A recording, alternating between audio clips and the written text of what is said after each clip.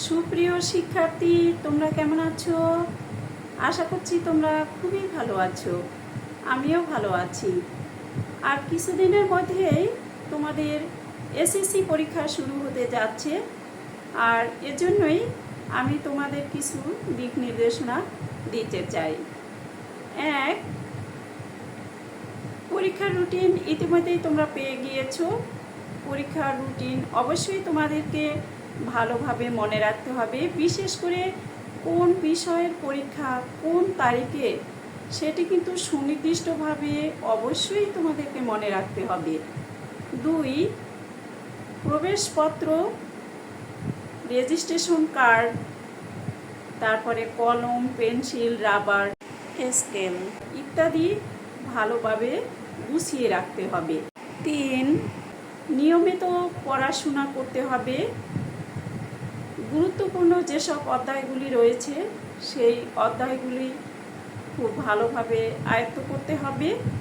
বিগত বছরের প্রশ্ন বারবার অনুশীলন করতে হবে। 4, পর্যাপ্ত ঘুমাতে হবে, কিন্তু দুশ্চিন্তা এড়াতে ঘুমের কোনো বিকল্প নেই। এরপর আসছি পরীক্ষার ফলে প্রবেশের কিছু নিয়মাবলী সম্পর্কে তোমাদেরকে দিক নির্দেশনা দিব। 1, সময় মতো কেন্দ্রে পৌঁছাতে হবে। বিশেষ করে 30 মিনিট আগেই হলে পৌঁছাতে হবে। সঠিক পোশাক, অর্থাৎ বিদ্যালয় কর্তৃক নির্ধারিত যে ড্রেস আছে সেই ড্রেস পরে তোমাকে পরীক্ষা দিতে যেতে হবে। 3, প্রবেশপত্র, প্রয়োজনীয় সরঞ্জাম সঙ্গে করে নিয়ে যেতে হবে, কোনো ক্রমেই কিন্তু ভুলে গেলে চলবে না। 4,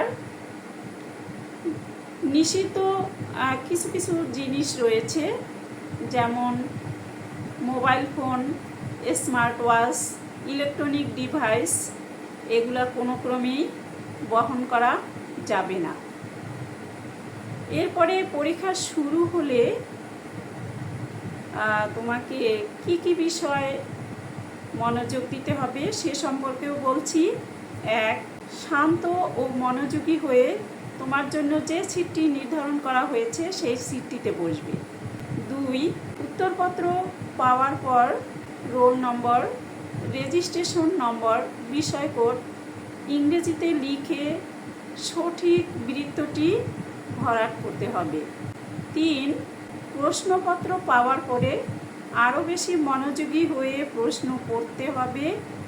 পড়ে যে প্রশ্নগুলি তোমার আয়ত্তে আছে সেগুলো লিখতে হবে। পরীক্ষার হলে নকল বা কোনো প্রকার অসদুপায় অবলম্বন করা যাবে না।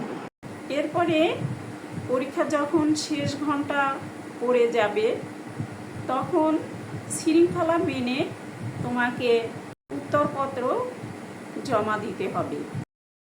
উত্তরপত্র জমা দেওয়া শেষ হলে তোমার প্রয়োজনীয় ডকুমেন্টস সঙ্গে করে অতি দ্রুত কেন্দ্র পরিত্যাগ করতে হবে। কোনো রকমেই কোনো শৃঙ্খলা বিনষ্ট করা যাবে না। আর একটা কথা বলছি যে পরীক্ষার সময় তোমরা যে খাবারগুলো সহজেই হজম হয় সেই খাবারগুলো গ্রহণ করবে। এছাড়া লিকুইড জাতীয় খাবার, বিশেষ করে শরবত, ডাবের পানি এ সময় বেশি করে খাওয়া উচিত। পর্যাপ্ত পানি পান করা উচিত, কারণ এ সময়ে গরম পড়বে অনেক। আর এই গরমকে এড়িয়ে চলার জন্য তোমাদের অবশ্যই নিজের প্রতিও যত্নবান হতে হবে। আর সবাই খুব ভালোভাবে পরীক্ষা দাও, আর আমাদের জন্য অনেক অনেক গর্ব এবং সুনাম বয়ে নিয়ে আসো, এই প্রার্থনা করছি। সবাই স্বাস্থ্যের প্রতি নজর রেখো। সবাইকে অসংখ্য ধন্যবাদ।